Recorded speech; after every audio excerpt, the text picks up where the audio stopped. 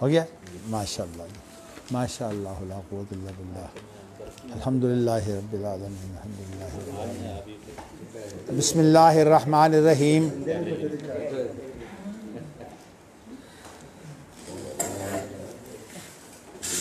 حدثنا محمود حدثنا عبد الرزاق اخبرنا ابن جریج اخبرنی سلیمان الاحول ان طاؤوسا اخبرہ انہ سمع ابن عباس یقول کان النبی صلی اللہ علیہ وسلم اذا تہجد من اللیل قال اللہم لک الحمد انت نور السماوات والارض ولک الحمد انت قیم السماوات والارض ولک الحمد انت رب السماوات والارض ومن فیہن انت الحق ووعدک الحق وقولک الحق ولقاء الحق والجنت حق والنار حق والنبیون حق والساعۃ حق اللہم لک اسلمت وبک آمنت وعلیک توکلت والیک انبت وبک خاصمت والیک حاکمت فاغفر لی ما قدمت وما اخرت وما اسررت وما اعلنت انت الہی لا الہ الا انت۔ طاؤوس کبار تابعین میں سے ہیں، انہوں نے خبر دی ہے کہ انہوں نے عبداللہ بن عباس سے یہ سنا، وہ یہ کہتے تھے صلی اللہ علیہ وسلم جب رات کو تہجد کے لیے اٹھتے، نماز پڑھتے، اٹھ کر جو کام بھی کیا جاتا ہے اس کو تہجد کہتے ہیں۔ ویسے تہجد کا اصل معنی جو ہوتا ہے رات کو سونے کی حالت سے اٹھنا، تو آپ پھر یہ اس جو ہے وہ یہ دعا پڑھتے ہیں۔ یہ دعا جو ہے چونکہ یہاں نماز کا ذکر نہیں ہے، چیزیں جو ہے یہ اللہ کا ذکر ہے۔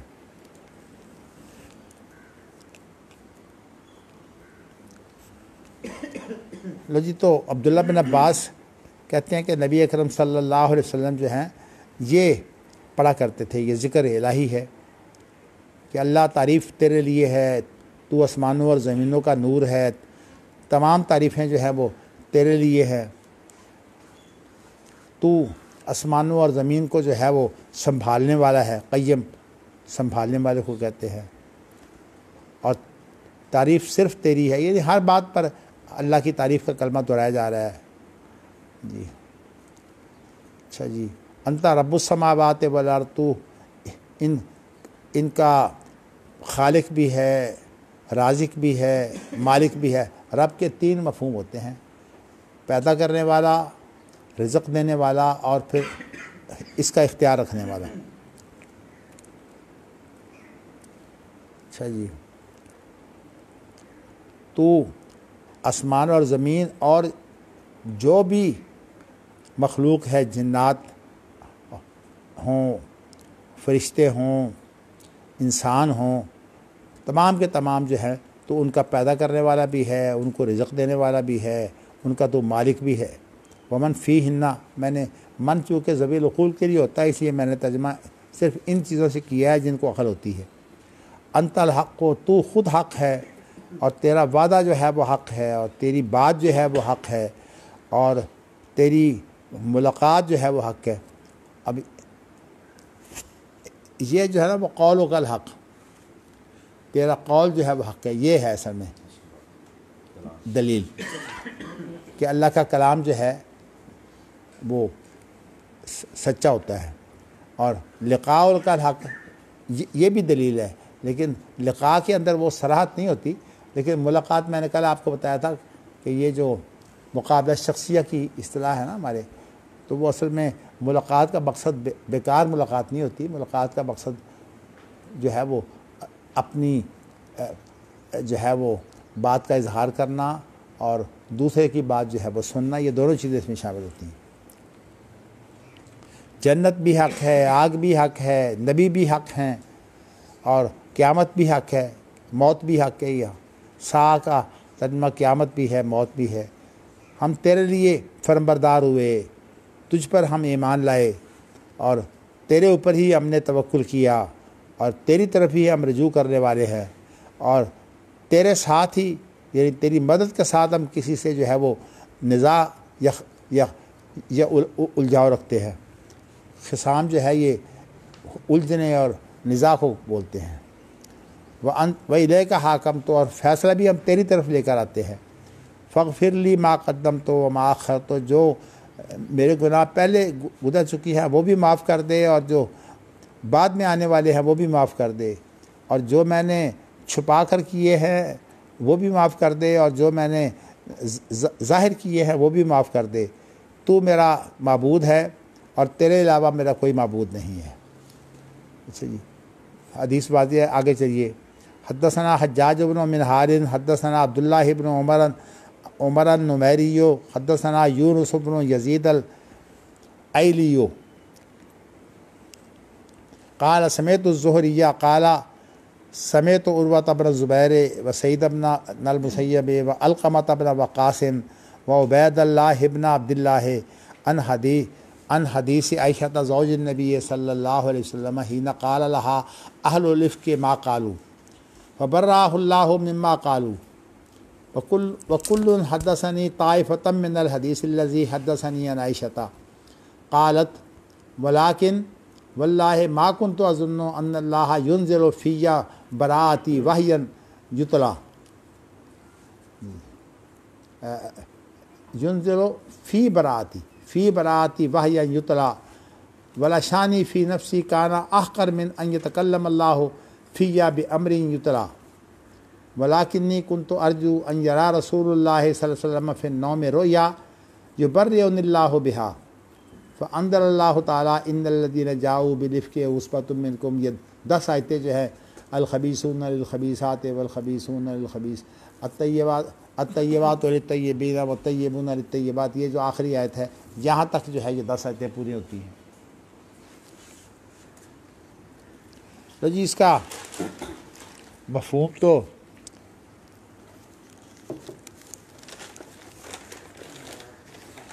واضح ہے، لیکن سند کی 2-3 چیزیں ایسی ہیں جو میں چاہتا ہوں کہ آپ کو، جس کو میں خاص طور پر اصول حدیث تحمل و ادا کی صورت میں کہا کرتا ہوں نا، تو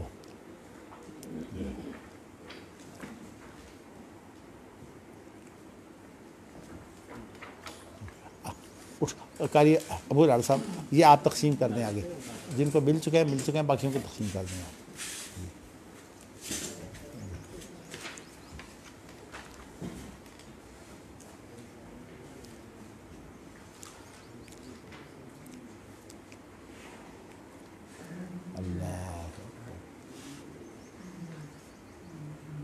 یہ آپ کو جو ملا ہے یہ کہاں سے ہے؟ یہ یہاں سے سے آگے ہے، ابھی ہم جو حدیث پڑھ رہے ہیں یہ وہاں سے ہے۔ ہاں وہاں سے جی چلو ٹھیک ہو گیا، آخر تک ہے۔ چلو ٹھیک ہے، لیکن کتاب و تحقیق آخر تک، چلو الحمدللہ۔ اچھا جی ہو گئی تقسیم جی، چلیے جی۔ اچھا اب یہاں ایک تو آپ کو یہ بتانا ہے کہ یونس بن یزید الایلی، یہ جو لفظ ایل ہے نا، یہ عبرانی زبان میں اللہ کا نام ہے۔ یہ جبریل، میکائیل، یہ سارے جو ہیں وہ یہ اللہ ہی کے نام ہے، لیکن ان کی زبان جو ہے وہ عربی کی بجائے عبرانی ہے۔ اصل میں سریانی جو ہے نا، عبرانی زبان کی بہت زبانیں ہیں، ان میں سے ایک سریانی بھی ہے، اس لیے احادیث میں بسا اوقات مغالطہ ہو جاتا ہے، لیکن آپ کو یہ پتہ ہونا چاہیے کہ عبرانی زبان ایک بڑی زبان ہے، اس کے اندر جیسے آپ دیکھیں پنجابی بڑی زبان ہے، اب اس کے اندر جو ہے وہ ایک امرتسر کی پنجابی، ایک لاہور کی پنجابی، ایک جو ہے وہ یہ جو علاقے ہیں ساہیوال وغیرہ سے آگے سرائکی علاقے، یہ بھی پنجابی بولتے ہیں۔ تو یہ ساری جو ہے پنجابیوں کا، ہاں جی پہاڑی علاقوں والے پنجابی بولتے ہیں۔ تو یہ عبرانی زبان اس طرح کی جو ہے نا، اپنا جو انجیل کی زبان ہے تو وہ اس کا ایک حصہ ہے، اس لیے انجیل کو یہ بھی کہہ سکتے ہیں عبرانی میں اتری، اور یہ بھی کہہ سکتے ہیں کہ سریانی میں اتری ہے، سریانی حصہ ہے عبرانی زبان کا۔ اچھا جی، تو یہاں میں نے ہمارے ہاں کچھ ایسے الفاظ استعمال کیے جاتے ہیں جو مانن جو ہے وہ اللہ ہوتے ہیں۔ ان ناموں میں ایک لفظ یزدانی بھی ہے، لیکن یزدان یا یزدانی؟ یزدانی، یزدان تو اللہ کو، یزدان جو ہے وہ اللہ کو کہتے ہیں، لیکن اس کے اندر ایک قباحت ہے بہت بڑی یزدانی کے اندر۔ وہ یہ ہے کہ مجوسیوں کے عقیدے کے مطابق جو نیکی کا خالق ہے وہ یزدان ہوتا ہے، اور جو برائی کا خالق ہے وہ اہرمن ہوتا ہے۔ تو اس میں جو ہے وہ بو آتی ہے مجوسیت کی، اس لیے میں کہتا ہوں کہ یہ مناسب نہیں ہے۔ ہمارے علماء کے بھی نام ہے یزدانی، اور لوگ بھی نام رکھ لیتے ہیں، ابھی تک ان کو لکھنا نہیں آتا۔ ہمارے یہاں جے بلاک میں ایک ممبر منتخب ہوا ہے، وہ بھی یزدانی ہے، یزدانی لکھنا نہیں آتا ابھی تک۔ وہ تو پتہ نہیں لیزدانی کے کیا آپ کو اصل میں بات یہ ہے کہ جو یزدان کا لفظ جو ہے یہ عربی ہے ہی نہیں، ہاں جی، یہ تو ہے فارسی لفظ۔ اب اس کے اوپر الف لام لگائے گا تو یہی کچھ بنے گا نا۔ چلیے جی، لیزدانی لکھا ہوا ہے۔ چلیے جی، اس کے بعد یہ ہے کہ اب جو زہری ہے نا، انہوں نے کئیوں سے سنا ہے، تو اب یہ ایک انداز ہے، جب حدیث کئیوں سے سنی ہو تو ساروں کا نام لے دیتے ہیں، اور یہ وضاحت نہیں کرتے کہ کون سا ٹکڑا کس سے سنا ہے۔ تو وہ کہتے ہیں کہ میں نے عروہ بن زبیر سے بھی سنا، سعید بن مسیب سے بھی سنا، علقمہ بن وقاص سے بھی سنا، اور عبید اللہ بن عبداللہ سے بھی سنا، اور یہ سارے چاروں کے چاروں جو ہیں وہ حضرت عائشہ رضی اللہ تعالیٰ عنہ سے روایت کرتے ہیں۔ تو اب اس کے بعد وضاحت آئے گی آگے۔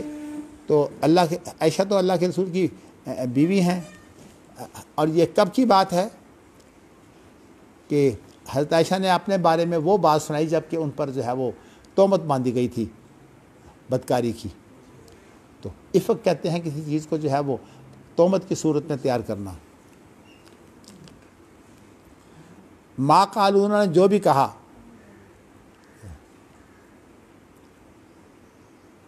جی، فبرأہ اللہ مما قالوا، تو اللہ نے عائشہ کو جو ہے وہ جو انہوں نے تہمتیں لگائی تھی اللہ نے ان کو بری کر دیا۔ اچھا، اب وہی بات جو میں نے آپ کو بتائی تھی نا، 4 آدمی ہیں عائشہ سے روایت کرنے والے، تو زہری کہتے ہیں کہ وَكُلٌّ حَدَّثَنِي طَائِفَةً مِّنَ الْحَدِيثِ الَّذِي حَدَّثَنِي عَنْ عائشہ، ہر ایک نے ایک ٹکڑا مجھے جو ہے وہ سنایا ہے اس حدیث سے۔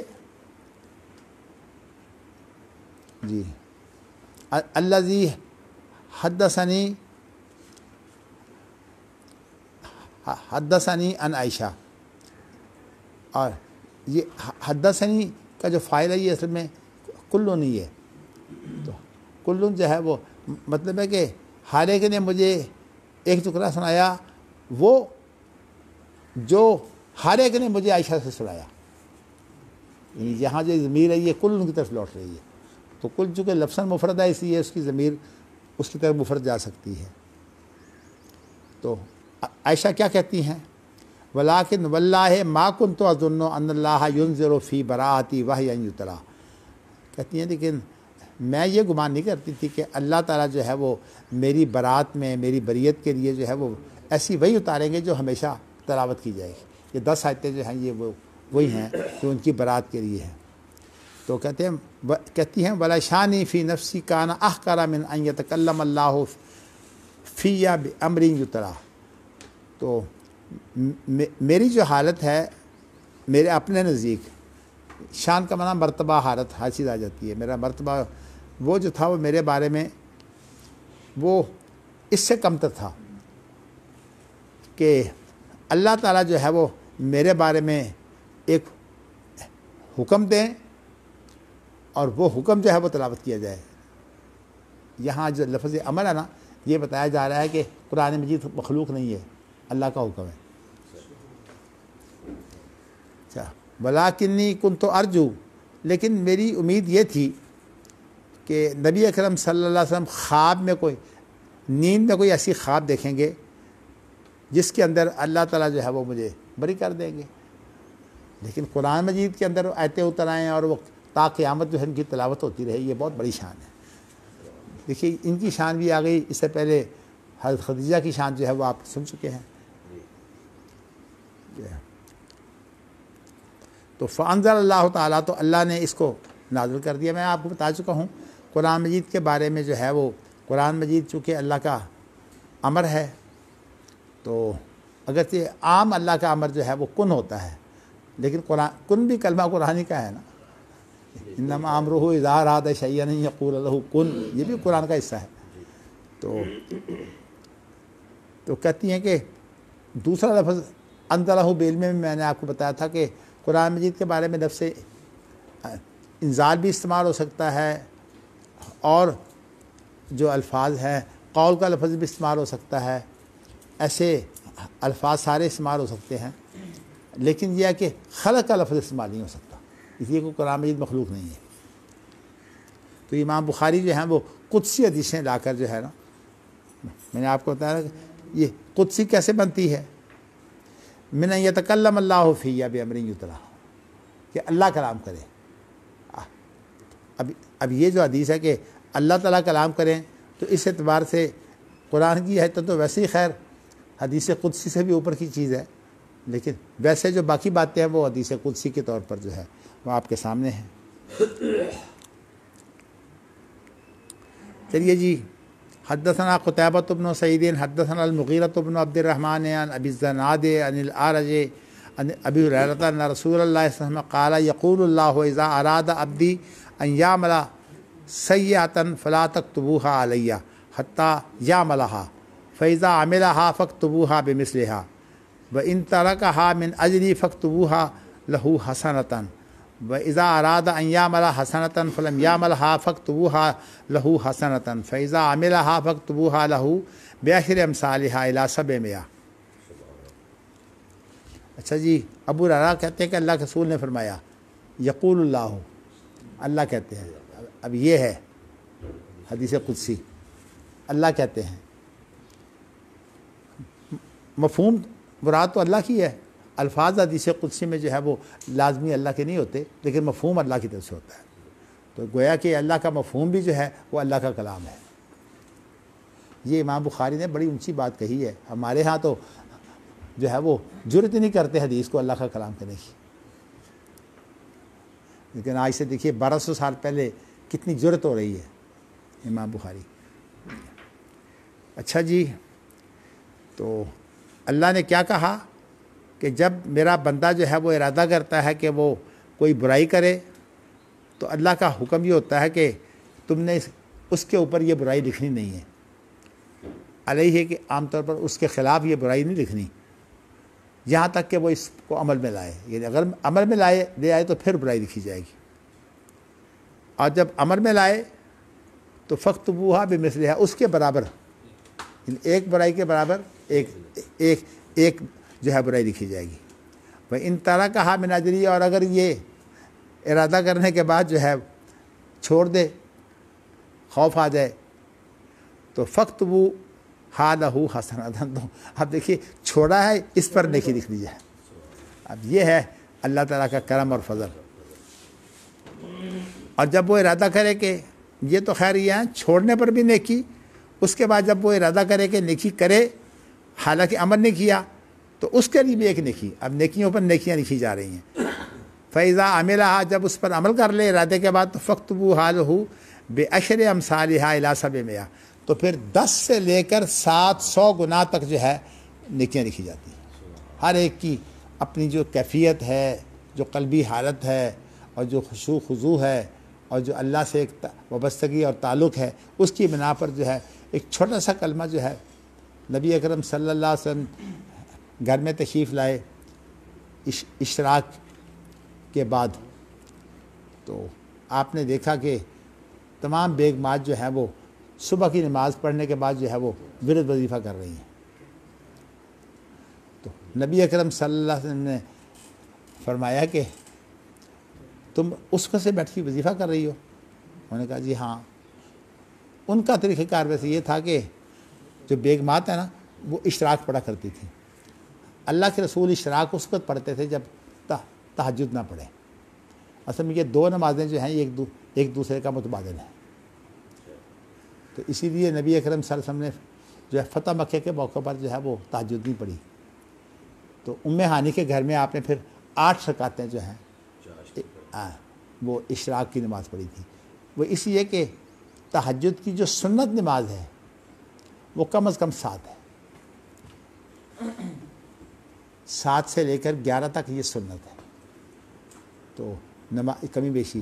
اور ویسے آپ کو یہ بتاؤں کہ اگر تہجد کا مقصد بھی اصل میں نمازوں کو وطر کرنا ہے، لیکن چونکہ تہجد کا وقت لمبا رکھا گیا ہے، اس لیے اگر زیادہ رکعتیں پڑھنا چاہے تاکہ درمیان میں وقفہ آ جائے اور قرآن مجید جو ہے وہ تھوڑا تھوڑا کر کے پڑھ سکے تو زیادہ رکعتیں بھی پڑھ سکتا ہے. لیکن اگر یہ نہیں کر سکتا تو پھر اس کو وطر کہا جاتا ہے. وطر 1 سے لے کر 11 تک ہے. اور اگر کوئی شخص کچھ بھی نہیں کر سکتا تو 1 وطر پڑھ لے. یہی اس کی تہجد ہے. تہجد ہر اس عمل کو بولتے ہیں جو انسان جاگ کر کرے، نیند سے جاگ کر کرے. اگرچہ اس کی اجازت ان لوگوں کو دے دی ہے جو صبح جو ہے وہ نہیں اٹھ سکتے. ابو ہریرہ نے آپ سے پوچھا تھا کہ میں تو جو خاص طور پر آپ کی باتیں ہیں ان کو یاد کرتا رہتا ہوں، تو میں اگر صبح نہ اٹھ سکوں تو پھر کہا کہ اگر تمہیں خطرہ ہو کہ صبح نہیں اٹھ سکتے تو 1 وطر عشاء کی نماز کے بعد پڑھ لیا کرو. اب ہمارے ہاں یہ رواج بن گیا ہے، حالانکہ وطر جو ہے یہ عشاء کی نماز کا حصہ نہیں ہے. اب ہمارے ہاں جو حنفیوں نے 17 رکعتیں بنائی ہوئی ہیں نا اس کے اندر 3 وطر بھی ہیں، حالانکہ یہ 17 رکعتیں جو عشاء کی ہے اس کا حصہ ہی نہیں ہے. یہ وطر تو ہے، یہ تو آخری رات کی نماز ہے. میں آپ کو بتاؤں، میں آپ کو ایک مقولہ مشہور ہے، کہتے ہیں بیاج پر سود نہیں لگتا. جو پہلے سود ہے اس پر کیا سود لگانا ہے؟ جب ہے ہی بناوٹ تو بناوٹ میں 20 بناوٹیں اور کر لیں. ایک جھوٹ کے اندر 100 جھوٹ شامل کر لیں، وہ جھوٹ ہی ہے.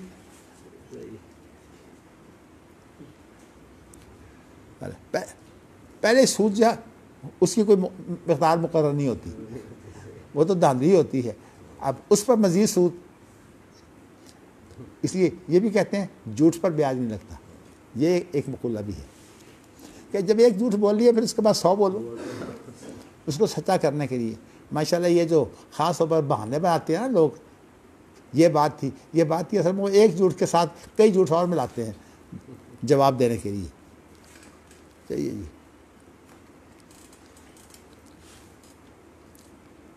بلکہ ایک بات آپ کو بتاؤں کہ جواب نہ دینا جو ہے اس کی بھی کیا اہمیت ہے.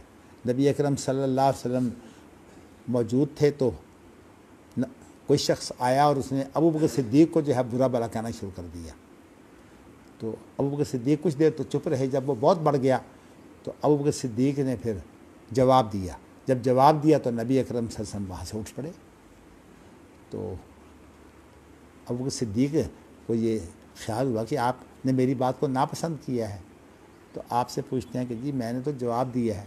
آپ نے فرمایا کہ جب تک تم جواب نہیں دے رہے تھے اس وقت فرشتے جواب دے رہے تھے،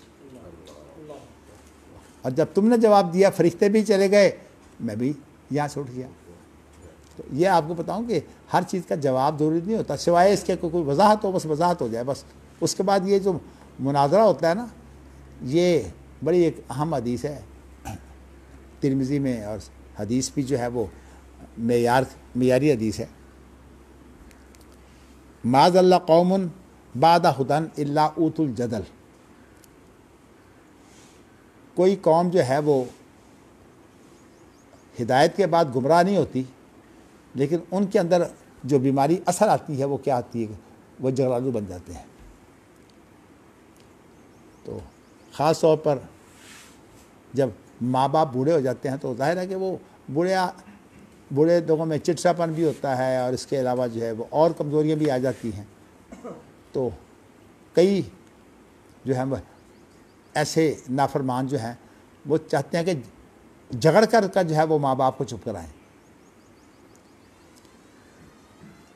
یہ حدیث جو ہے یہ خاص طور پر ان لوگوں کے لیے کہ کوئی قوم جو ہے وہ ہدایت کے بعد گمراہ نہیں ہوتی، لیکن ان کے اندر یہ جدل مناظرے کو بھی کہتے ہیں، مناظرہ بازی آ جاتی ہے. تو اس لیے کسی معاملے میں مناظرہ نہیں کرنا چاہیے. ایک بات کسی نے کی ہے اس کا جواب دے دیا، بس اس کے بعد اللہ پر توکل کرے کہ ہاں میرے لیے کافی ہے. چلیے جی اگلی حدیث جی. ہاں وہ اب یہ تو ہو گیا. اب اگلی حدیث یہ ہے کہ حدثنا اسماعیل بن عبداللہ ہے حدثنی سلیمان بن بلال عن معاویہ بن ابی مزرد عن سعید بن یسار عن ابی ہریرہ رضی اللہ عنہ ان رسول اللہ صلی اللہ علیہ وسلم قال خلق اللہ الخلق فلما فرغ منه قامت الرحم فقال مہ قالت هذا مقام العائز بک من القطیۃ فقال الا ترضین ان اصل من وصلک واقطع من قطعک من وصلک واقطع من قطعک. قالت بلا یا رب. قال فذلک لک. ثم قال ابو ہریرہ فہل عصیتم ان تولیتم ان تفسدوا فی الارض وتقطعوا ارحامکم. لو جی ابو ہریرہ روایت کرتے ہیں کہ نبی اکرم صلی اللہ علیہ وسلم نے فرمایا کہ اللہ نے جب مخلوق پیدا کر دی اور ان سے فارغ ہو گئے. ویسے تو اللہ تعالیٰ جو ہے وہ ہمیشہ خالق ہے، لیکن ہمیشہ خالق کا معنی وہ نہیں ہے کہ اللہ خالق ہے، مخلوق اگر موجود ہو تو خالق بالقوہ ہے. نہیں، اگر مخلوق نہ ہو تو خالق بالقوہ ہے، اور اگر مخلوق موجود ہو تو خالق بالفعل ہے.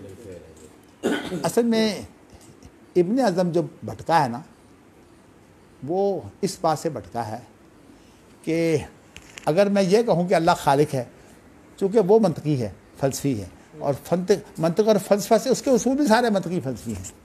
ہمارے ہندوستان کے لوگوں کو اس لیے سمجھ نہیں آتی کہ یہ خود منطق فلسفہ بہت پڑھتے ہیں اور ان کو خود پتہ نہیں ہے کہ منطق فلسفہ جو ہے وہ ہماری شریعت کے اندر کوئی مقام نہیں رکھتا. اس وجہ سے میں نے بڑے بڑے علماء حتیٰ کہ سید نذیر حسین کے بڑے بڑے شاگرد جو ہیں میں نے ان کو دیکھا ہے کہ وہ بھی جو ہے منطق فلسفہ سے جو ہے وہ اس تشریحات پیش کرتے ہیں. اور یہ ہندوستان کی خرابی ہے، چونکہ خاص طور پر خلیج کے جو ممالک ہیں وہاں منطق فلسفہ کو وہ برا سمجھتے ہیں.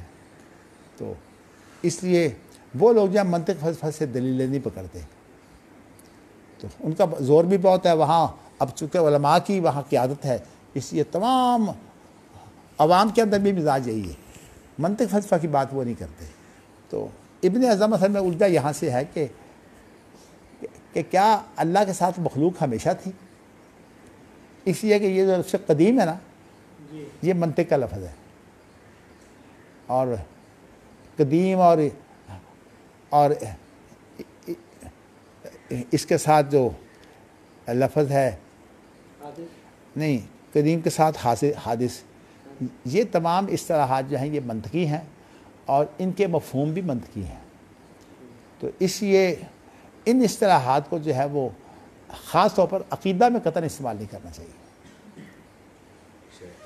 عقیدہ میں صرف وہ الفاظ استعمال کرنے چاہیے جو قرآن و حدیث سے جو ثابت ہے. اب ابن اعظم کی گمراہی کا باعث کیا ہے؟ اس نے یہ کام کیا کہ اللہ کے ساتھ مخلوق، اگر اللہ تو قدیم ہے، اس کے نزدیک اللہ کو قدیم وہ کہتا ہے نا. کل میں نے آپ کو یہ بتایا تھا کہ وہ دہر کو جو ہے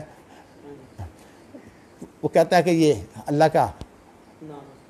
کا نام ہے، اور حالانکہ جہاں یہ دہر کا لفظ ہے وہاں یہ آگے لفظ ہے. ذرا پڑھیے وما یہلکنا الا الدہر وما لکم بذالک وما لہم بذالک من علم. یعنی ان کو دہر جو ہے وہ پیدا کرتا ہے اور ان کو علم نہیں ہے. تو خود قرآن نے تردید کر دی ہے کہ دہر جو ہے وہ اللہ کا نام نہیں ہے. لیکن ابن اعظم کو ساری الفاظ میں اتنا کافروں کی بات سچی ہوئی. ہاں سچی ہو گئی. داڑیوں کی یہ نہیں، جو داڑھی ہے ان کی بات سچی ہو جاتی ہے. یہ وہ وجہ ہے. اور ہمارے یہاں حدیثوں میں ابن اعظم سے جو اتنی عقیدت پائی جاتی ہے، میں اسی لیے اس کو خطرناک سمجھتا ہوں. ہمارے علماء نے، حافظ عبداللہ محدث روپڑی نے تو سب سے آگے، لیکن حافظ محمد گوندلوی صاحب نے، مولانا اسماعیل سلفی صاحب نے بھی جو ہے وہ اپنی کتابوں میں جگہ جگہ جو ہے وہ زاریوں کا رد کیا ہے. لیکن ہمارے خاص طور پر ان علاقوں کے جو لوگ ہیں، گجرانوالہ کے اور فیصل آباد کے علماء کی ایک بڑی تعداد جو ہے وہ زاری ہے. اچھا جی، اللہ سب کو ہدایت دے. تو میں بتانا ہی چاہتا ہوں کہ شیخ ابن باز تو زاریوں سے اتنے الرجک تھے کہ ابن اعظم کا نام لے کر رحمۃ اللہ علیہ نہیں کہتے تھے. اصل میں جو ابن تیمیہ کے شاگرد ہیں نا، ابن الہادی، وہ تو ان کو جامی کہتے ہیں ابن اعظم کو. لیکن میرا خیال یہ ہے کہ جامی کہنے کے بجائے ان کی گمراہی کی وجہ اور ہے، ان کی وجہ اور ہے. وجہ اگرچہ دونوں کی وجہ ہے منطق فلسفی، لیکن توجیہ الگ ہے. جامیوں کے ہاں تو وہ اصول ہیں جو فلسفیانہ اصول ہیں، جن کے ساتھ جو ہے وہ تشریحات جب کرتے ہیں تو بات نہیں بنتی. ابن اعظم کے سامنے جو بات ہے وہ یہ ہے کہ اللہ قدیم ہے تو مخلوق بھی جو ہے وہ ہمیشہ قدیم نہیں ہے. مخلوق قدیم نہیں ہو سکتی، اس لیے کہ مخلوق تو حادث ہوتی ہے. یہ تعبیر ویسے غلط ہے کہ مخلوق جو ہے وہ ہمیشہ اللہ کے ساتھ ہے. جو سوال و جواب ہوتا ہے وہ جواب تو سوال کے بعد پیدا ہوتا ہے. جب سوال ہوگا تو جواب تو بعد نہیں آئے گا. اسی یہ کہنا کہ اللہ تعالیٰ کی ہر بات قدیم ہے، یہ بات ہی غلط ہے. تو کہنے کا مقصد یہ ہے کہ اس کو جو الجھن پڑی ہے وہ یہ پڑی ہے کہ اللہ کے اوصاف بھی قدیم، اللہ خود بھی قدیم. تو اس لیے وہ جتنے اوصاف ہیں ان کو تو اس لیے مان لیتا قرآن مجید میں آ گئے ہیں، لیکن ان کا مفہوم نہیں مانتا. تو اس لیے عربی زبان میں یہ کہتے ہیں خالق بدون خلق، رازق بدون رزق. یعنی مطلب یہ ہے کہ تخلیق نہیں ہے، پیدائش نہیں ہے، لیکن اس کو خالق کہو. لیکن اس کی جب تشریح آئے گی تو وہ ابن اعظم اس میں گمراہ ہو جاتا ہے. تو اصل میں جامیوں سے بلکہ معتزلہ سے جو موافقت ہوئی ہے وہ یہ ہوئی ہے کہ معتزلہ بھی خالق کے رازق وغیرہ ناموں کو مانتے ہیں، لیکن ان کا وصف نہیں مانتے. یعنی خلق رزق وغیرہ نہیں مانتے، بلکہ اس کے نتیجے کو مانتے ہیں. یہ بالکل وہی بگاڑ ہے جو فقہا کا ہے کہ اجتہاد جو ہے اس کی بجائے جو اجتہاد کا نتیجہ ہے اس کو جو ہے وہ مانتے ہیں، اجتہاد کو نہیں مانتے. یعنی تقریب یہی ہے نا کہ جو محنت اور کوشش کی گئی ہے دلیل کے طور پر ثابت کرنے کی، اس کو تو ختم کر دو، اور اس کے بعد جو اس کا حاصل ہے اس کی تقلید کرو. اور یہ ہمارے حدیثوں میں بھی بہت رجحان ہے. حتیٰ کہ یہ مولانا عبدالستار حماد صاحب نے جو بخاری کتاب لکھی ہے نا، اس کے اندر جو ہے وہ اصول تو بالکل چھوڑ دیے ہیں اور فن حدیث بھی بالکل چھوڑ دیا ہے. لیکن یہ ہے کہ جتنی بات کرتے ہیں وہ فقہ سے کرتے ہیں. حالانکہ جو اجتہاد ہے وہ تو طریقہ ہے، اور اصل تو بات علماء کا اجتہاد ہوتا ہے. امام بخاری کا اجتہاد، امام احمد بن حنبل کا اجتہاد، امام مالک کا اجتہاد، امام ابو حنیفہ کا اجتہاد، امام ابو یوسف کا اجتہاد، امام ابراہیم نخعی کا اجتہاد. ان کے اجتہاد کے آپس میں فرق تو ہیں، وہ جو اہل حدیث اور اہل رائے کا فرق میں نے آپ کو بتایا ہوا ہے، لیکن بات تو ہونی چاہیے تھی اجتہاد کی. اب بخاری کے اندر بھی ساری چیزیں اجتہاد ہیں، یہ بخاری کے سارے اجتہادات ہیں، لیکن اب بخاری کی شرح میں جو ہے وہ فقہ داخل کر کے جو ہے وہ مفتی بن گئے. تو اسی لیے میں کہتا ہوں کاش کہ وہ یہ فقہ کی بجائے اجتہاد کی توجیحات جو ہے، اجتہاد کی جو تفصیلات ہیں وہ بس کرتے. لیکن انہوں نے اجتہاد کی تفصیلات بھی ختم کر دی ہیں، اصول فقہ بھی سارا اڑا دیا ہے، اور اصول حدیث بھی سارا ختم کر دیا ہے. یہ جو میں آپ کو عام طور پر جب یہ بتاتا ہوں نا اپنا سند کے اندر تحمل و ادا کی کیفیتیں، عبدالستار حماد صاحب جو ہے وہ اپنی صحیح بخاری میں یہ کام ہی نہیں کرتے، چھیڑتے ہی نہیں ہیں اس کو، ساری چھوڑ جاتے ہیں. اور اتفاق سے میں خیر ان کی تو صفائی دیتا ہوں. پڑھنے والوں نے جو پروف ریڈنگ کرنے والے تھے انہوں نے تو اور تباہی مچا دی ہے ان میں سے، کیونکہ عبد المالک مجاہد صاحب عالم نہیں ہے، تو عالم نہ ہونے کی وجہ سے وہ ہمیشہ عالم کو جان ہی نہیں سکتے، پہچان نہیں سکتے. وہ ہمیشہ ایسے لوگ رکھتے ہیں کہ تنخواہیں تھوڑی لیں اور کام وہ کریں. حالانکہ پروف ریڈنگ آخری بات ہوتی ہے، اگر وہ غلط ہو جائے تو سارے کا سارا کام غلط ہے.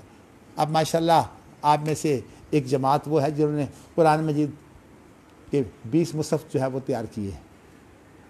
آپ یہ بتائیں کہ اگر آپ کے بعد کم علم لوگوں کو جن کا کوئی تعلق نہیں ہے ان کو جو ہے وہ اگر بنا دیا جائے پروف ریڈنگ کرنے والا تو کیا کریں گے؟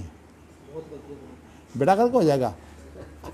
اب دیکھیے رشد کا ایڈیٹر بنا دیا عبداللہ عنقینانی کو حمزہ صاحب نے. اچھا میرا پورا کا پورا مضمون جو ہے وہ اصل میں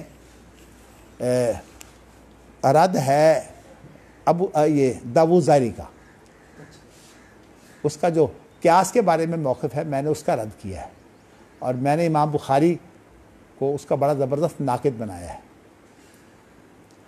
اس نے کیا کام کیا، میرا پورا مضمون جو ہے وہ چھاپتے ہوئے آخری جو پیرا تھا نا 2-3 لائنیں، اس میں کہا ہے کہ اس مضمون کا مقصد یہ ہے کہ یہ موقف ہے، اور وہ داؤد ظاہری کا موقف ہے جس کا میں نے پورے مضمون میں رد کیا.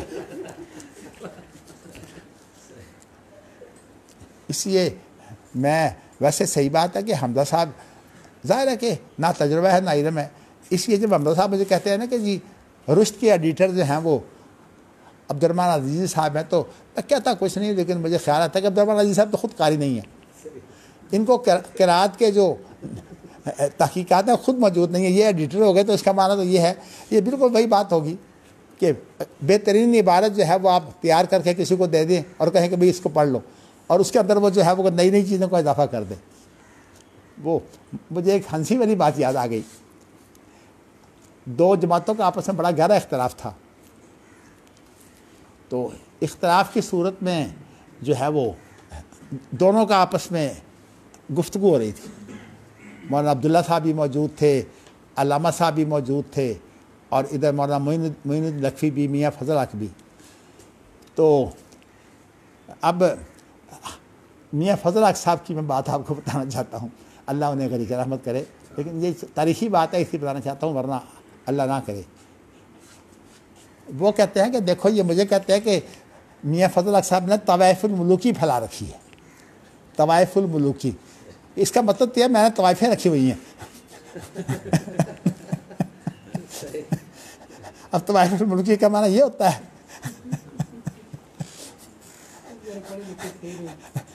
ایک آدمی جب پڑھا لکھا نہیں ہوتا تو وہ کیا حجیہ بناتا ہے.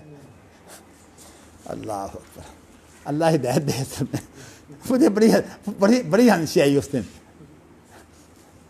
ویسے ہے نا وہ لکھا ہوا تھا اللہ کے نبی نماز ہلکی ہلکی پڑھتے تھے جی. دوسروں کو یا اس طرح لکھتے تھے تو کسی نے پڑھا جی اللہ کے نبی نماز ہلکے ہلکے پڑھتے تھے.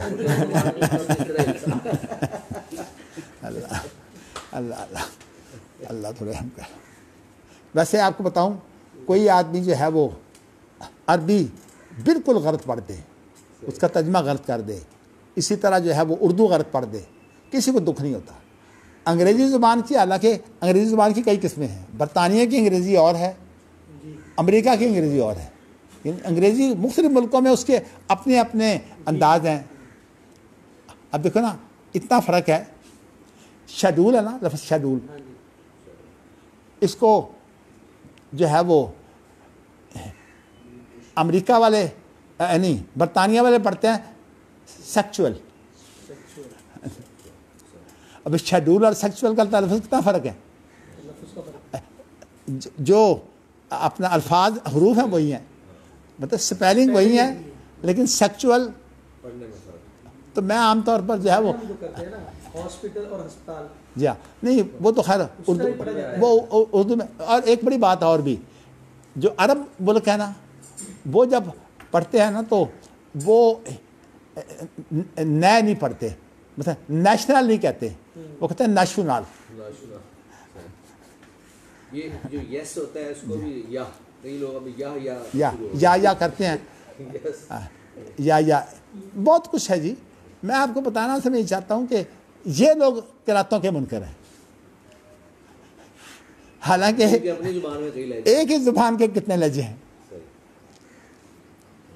تو اللہ انہیں ہدایت دے. بات چونکہ مغرب جو ہے وہ ان کا خدا ہے اور جو چیز وہاں سے آتی ہے اس کو, بلکہ مجھے پتہ ہے کئی بڑے دیندار جج ہیں, قرآن کی تفسیر وہ اردو نہیں پڑھیں گے, ہاں جی, وہ تفسیر پڑھتے ہیں جو انگریزوں نے لکھی ہوئی ہے. ڈاکٹر بھی ایسی کرتے ہیں. جی ہاں.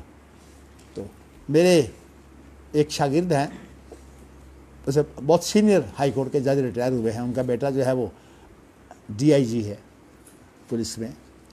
تو وہ ہمیشہ جب میرے پاس آتے ہیں تو کہتے ہیں جی میں نے وہ جو غالباً کو گب کر کے نام ہے ایک مفسر کا, میں تو وہ اصل میں پڑھتا ہوں, وہ بڑی شاندار تفسیر ہے. یعنی تفسیر بھی میں نے پڑھنی ہے تو وہی.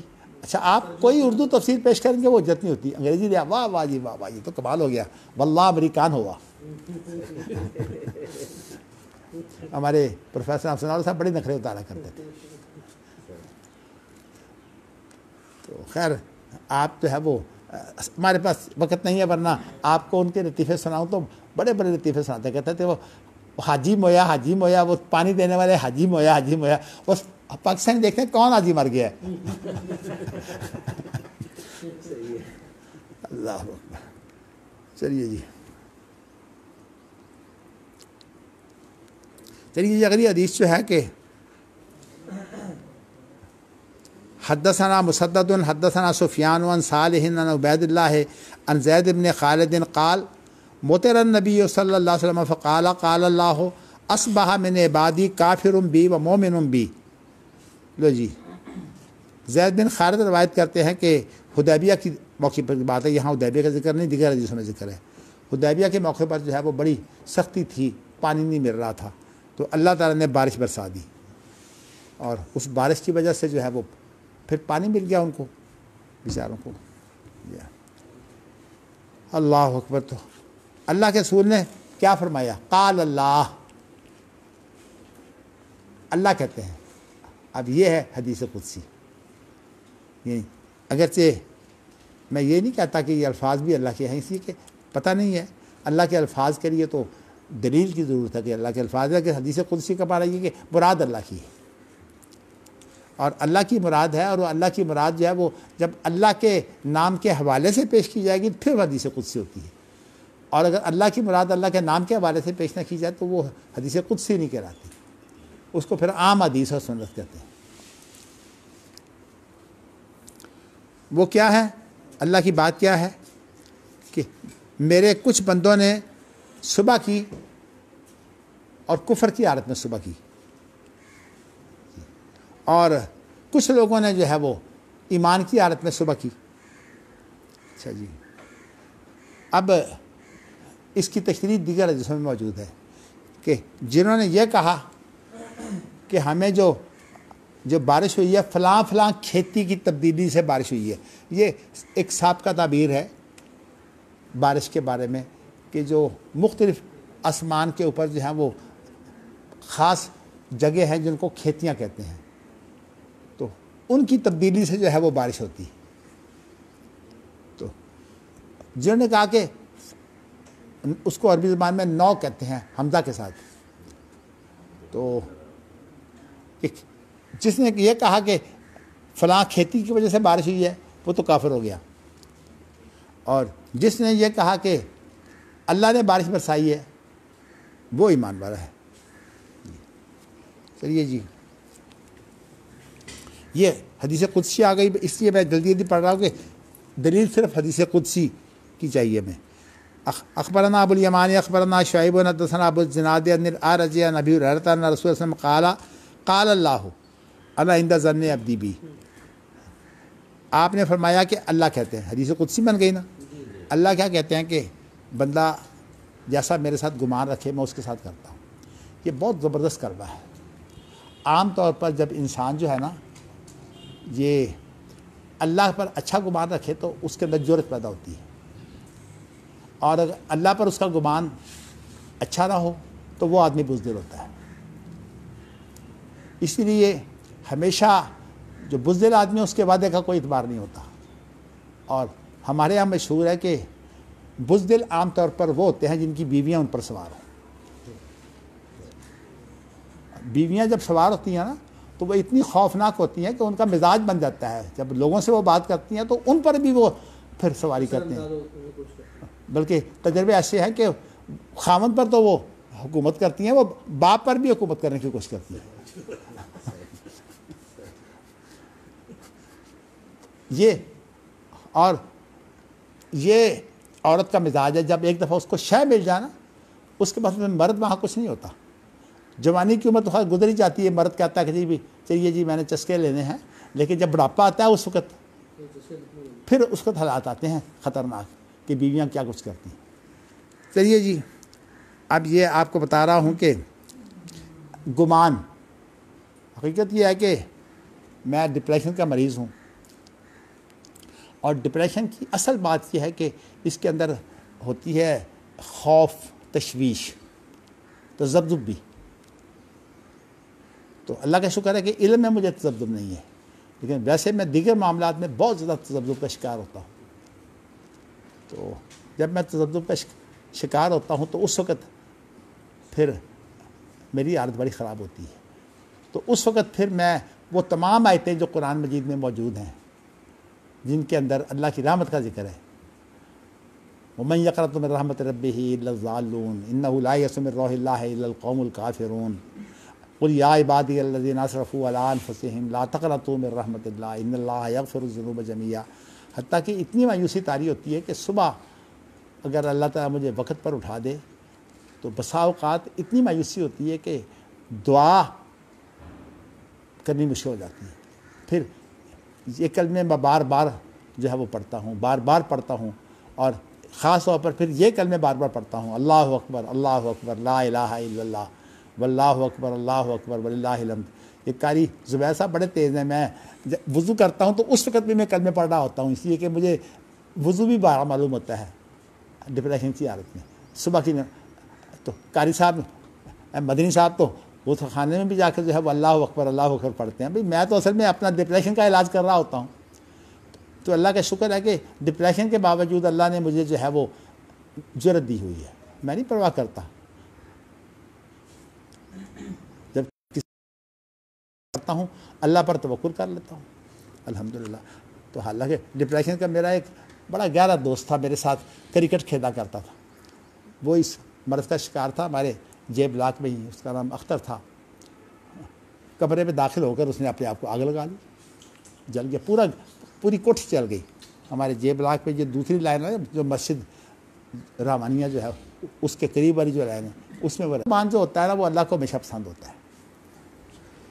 تو اسی لیے مسلمان جو ہے وہ دو چیزیں جمع نہیں ہوتی، ایک دولت اور ساتھ بزدلی، یہ مسلمان میں جمع نہیں ہوتی. اللہ اکبر. چلیے جی اب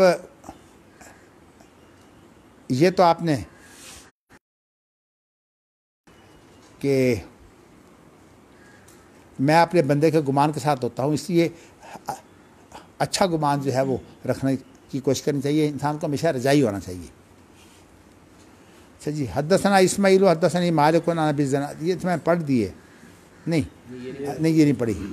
اچھا جی عن الارج عن ابی ہریرہ ان رسول صلی اللہ علیہ وسلم قال رجل لم يعمل خیرا قط فاذا مات فکیا. اپنی موت سے پہلے جب اسے اعتماد ہو گیا کہ مجھے موت آ جائے گی، اور وہ آدمی وہ تھا جس نے کبھی نیکی کا کام نہیں کیا تھا. ویسے دوسری حدیث میں آتا ہے کہ یہ کفن چور تھا. اب کفن چوری جو ہے یہ بڑی ہی انسان کی نحوست بھی ہے اور بدبختی بھی ہے. جو مر چکے ہیں ان کے کفن جو ہے وہ چوری کرنا، تو لیکن آپ دکھ کی بات ہے فقہ حنفی میں کفن چور کے ہاتھ نہیں کاٹے جا سکتے، کیونکہ بناوٹی فقہ ہے نا. اچھا جی کہ اس نے کیا کہا ان کو، فیضا ماتا فحرقوہ، جب وہ مر جائے تو اس کو جلانا، اور وذروہ نصفہ، جو جلانے کے بعد جو ہے وہ جو راکھ ہو، آدھی تو خشکی میں اڑا دینا اور آدھی سمندر کے اوپر اڑا دینا۔ میرے اوپر قدرت پاری، کیا مطلب کہ جب راکھ بھی نہیں ملے گی تو اللہ مجھے کہاں سے پیدا کریں گے؟ اور اگر اللہ تعالیٰ نے جو ہے وہ قدرت پالی تو پھر وہ عذاب اللہ مجھے کریں گے جو کسی کو نہیں کی۔ جہنم میں سب سے پتہ تھا کفن چور بہت گندا کام ہوتا ہے، لیکن ڈکیتی تو اس سے بھی زیادہ غلط گندا کام ہے۔ اچھا، فَأَمَرَ اللَّهُ الْبَحْرَ، تو اللہ تعالیٰ نے جو ہے وہ سمندر کو حکم دیا، فَجَمَعَ مَا فِيهِ، سمندر نے جتنا کچھ اس میں وہ اڑان جو ہے وہ پانی میں جذب ہوئی تھی وہ ساری اکٹھی کر دی اور گئی تھی، وہ ساری جمع ہو گئیں۔ پھر اللہ فرماتے کیا ہیں؟ اب یہ ثم قال، پھر اللہ نے فرمایا لما فعلت، یہ ہے اصل میں حدیث قدسی، لما فعلت، تو نے یہ کام کیوں کیا؟ قال من خشیتک، اے اللہ تیرے ڈر کی وجہ سے کیا ہے، وانت عالم، تو زیادہ جانتا ہے، فغفر اللہ، اللہ نے معاف کر دیا۔ دیکھیے اللہ اتنا رحیم و کریم ہے کہ اس کے اندر ایک طرف اللہ کی قدرت کا انکار پایا جاتا ہے اور دوسری طرف اللہ کا خوف پایا جاتا ہے۔ کہتے ہیں کیسی بھی چھوٹی ہو نیکی تو اسے ہلکا نہ جان، یا اس میں روپڑی کا شعر ہے، کیسی بھی چھوٹی ہو نیکی تو اسے ہلکا نہ جان، رب کو بخشنے کے لیے کوئی بہانہ چاہیے۔ اب یہ ہے بہت بڑی بات، اللہ کی قدرت کا انکار ہے۔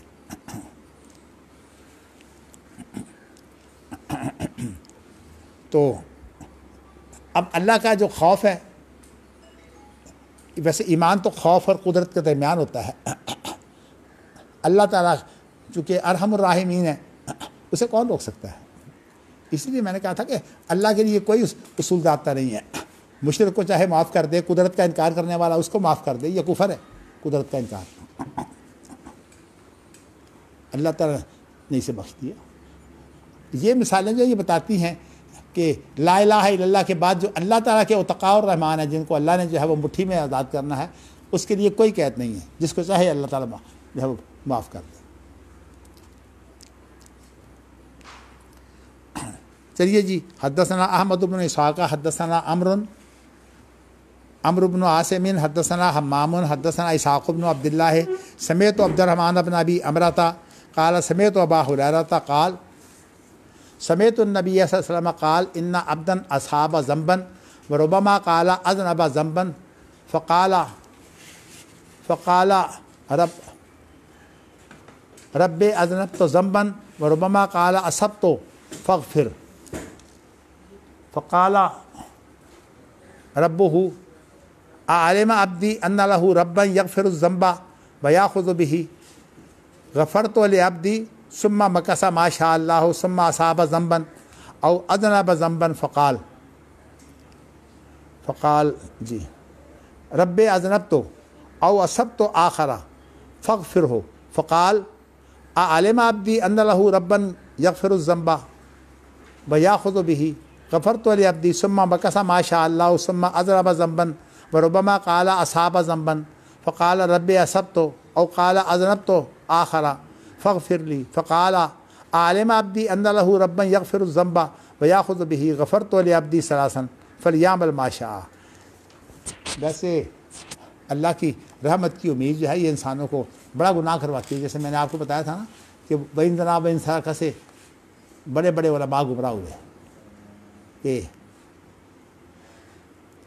اللہ اکبر بدکاریاں بھی کرتے ہیں اور یہ ہے کہ چوریاں بھی کرتے ہیں اور کہتے ہیں کہ دخل الجنہ، حدیث میں دخل، حالانکہ دخل الجنہ کا معنی یہ نہیں ہے کہ پہلی جنت میں فوراً داخل ہو جائیں گے، 50,000 سال دن کا عذاب جو ہے وہ مل سکتا ہے، اور خاص طور پر علماء کے لیے جو ہے اللہ مہربان ہے، میں نہیں کہتا اللہ کی رحمت کو میں نہیں بند کر سکتا، لیکن یہ کہ بڑی خطرناک بات ہے کہ ایک آدمی جو ہے کہ وہ علم کے باوجود اضلہ اللہ علی علم کے باوجود جو ہے وہ بدکاریاں بھی کرے، بلکہ میں تو بہت سے خطیبوں کو جانتا ہوں، میں نے وہ دور دیکھا ہے 1970 تک خطیبوں کا دور تھا کہ جب جو ہے وہ بڑے بڑے خطباء جو ہے وہ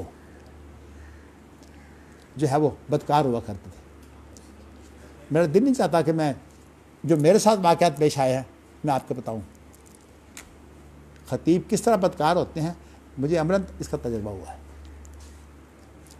اللہ معاف کرے۔ ہمارے والد صاحب ہمارے تایا دونوں ہی خطابت کے یہ جو لچھن ہیں ان کے بہت مخالف تھے، اس لیے انہوں نے مجھے یہ کہا کہ تم علم میں پختہ ہو، اور میرے اوپر بڑی محنت کی ہے دونوں نے۔ اللہ تعالیٰ مجھے علم کا حق ادا کرنے کی توفیق دے۔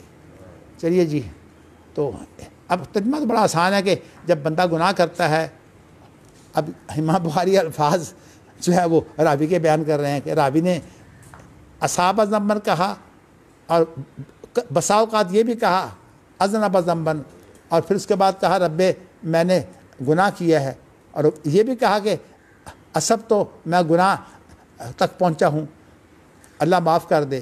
تو اس رب کیا کہتے ہیں؟ دیکھیے یہ اچھا پہلو رب ارحم الراحمین کی، عالم ربی ان لہ ربن یغفر الذنب ویاخذ بہ، کیا میرے بندے نے جان لیا ہے کہ اس کا ایک ایسا رب بھی ہے جو گناہ معاف بھی کرتا ہے اور گناہوں کے ساتھ پکڑ بھی رکھتا ہے۔ یہ نہیں کہا کہ صرف معافی کرتا ہے، پکڑ بھی سکتا ہے، سزا بھی دیتا ہے۔ جو اس طرح کے جرت مند لوگ ہوتے ہیں علم کے باوجود بدکاریاں کرنے والے، ان کو اللہ پکڑتے بھی ہیں۔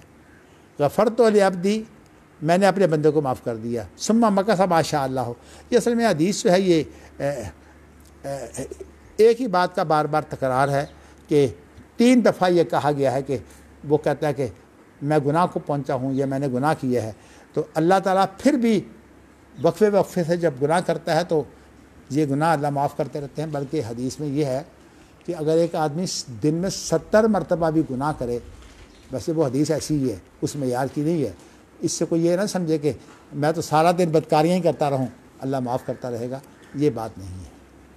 لیکن ایسی حدیثیں جو ہیں وہ گمراہ لوگوں کو جو ہے وہ بڑا موقع دیتی ہیں۔ لیکن اللہ ارحم الراحمین ہے، جب اللہ تعالیٰ جو ہے وہ اپنی رحمت کی شدت میں ہوں گے تو ابلیس کو بھی، عزازیل کو بھی امید پیدا ہو جائے گی کہ آج مجھے بھی معاف کر دیا جائے۔ اللہ اکبر، اللہ اکبر۔ اللہ کو ویسے معافی مانگنا بہت پسند ہے، اور اسی سے برکتیں ساری پیدا ہوتی ہیں۔ بس مختصر سی بات یہ ہے کہ اس کے تکرار کا اصل مقصد یہ ہے کہ اللہ کو معافی بہت پسند ہے، اس لیے کوئی انسان کتنی بھی خراب حالت میں ہو معافی مانگنا جو ہے اس سے کبھی نہ مایوس نہ ہو۔ انہ لا یئس من روح اللہ الا القوم الکافرون ومن یقنط من رحمت ربہ الا الضالون، یہ ساری چیزیں جو ہیں۔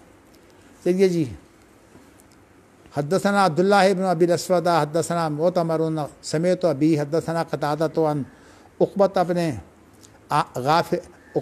الغافر عن ابی سعید عن النبی صلی اللہ علیہ وسلم انہ ذکر رجلا فی من صرف او فی من کان قبلکم قال کلمۃ یعنی آتاہ اللہ مالا و ولدا فلما حضرت الوفات قال لبنیہ اے رب کنت لکم اے ابن انی ای ابن کنت لکم قالوا خیر ابن قال فإنه لم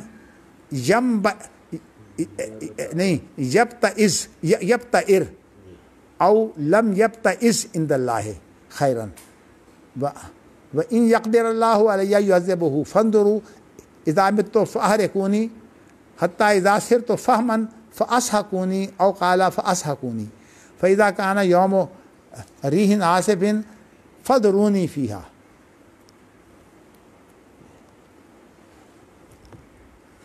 فقال نبی اللہ فاخذ مواثیقہم علی ذلک وربی ففعلوا ثم ادروہ فی یوم عاصف۔ آپ پاس اس کے اوپر حمزہ پڑھا ہوا ہے، پڑھا ہوا ہے نا؟ ہاں، یہ اصل میں یہاں فدرو یہ ایک جو ہے وہ آگے آئے گا، وہاں حمزہ ڈالنا چاہیے، لیکن یہ پروف ریڈر جو ہے وہ اسی طرح تماشے دکھاتے ہیں۔ دارالسلام کا چھپا ہوا صحیح بخاری کا نسخہ ہے۔ اچھا جی، اب یہ ہے کہ فقال اللہ عز وجل کن فاذا هو رجل قائم قال اللہ اے عبدی ما حملک علی ان فعلت ما فعلت قال مخافتک او فرق منک قال فما ترافاہ ان رحمہ عندہا وقال مرۃ اخری فما ترافاہ غیرہا۔ مجھے چونکہ پتہ ہے کہ آپ نے اپنے درس کے دور میں بخاری پڑھتے ہوئے جو ہے وہ سمجھا کچھ نہیں ہوتا، اس لیے میں مشکل الفاظ کا ترجمہ جو ہے وہ کر دیتا ہوں۔ یہاں یہ ہے کہ پہلے لوگوں میں یہ آدمی تھا، یعنی امت محمدیہ کی بات نہیں ہو رہی، تو اس نے ایک بات کہی،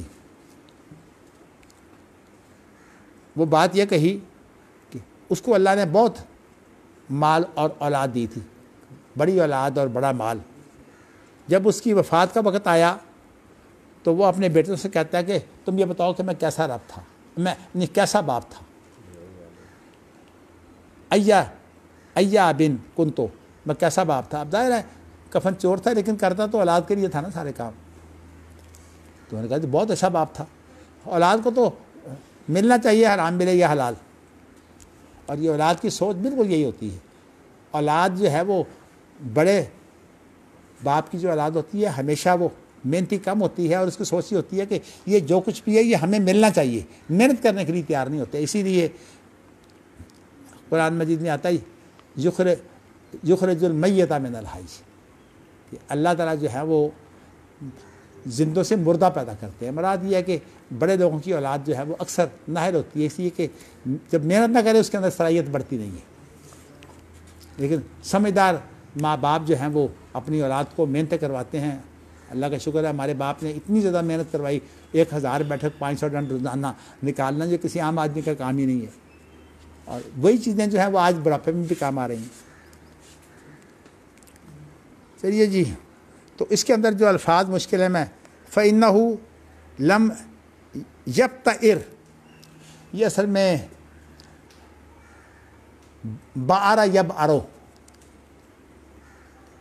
جو ہے یہ اس سے ہے، باب افتعال، پوشیدہ ذخیرہ کرنے کو، پوشیدہ ذخیرہ کرنے کو کہتے ہیں۔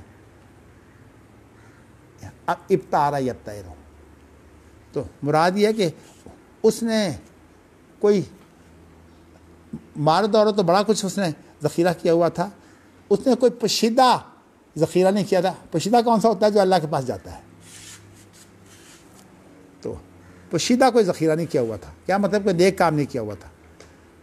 او لم یبتئز، اللہ اکبر، یہ لفظ جو ہے یہ بعض سے ہے، بعض، آپ جس کو بعض کہتے ہیں نا، یہ عربی زبان کا لفظ ہے، یہ بعض لفظ نہیں ہے اصل میں، لفظ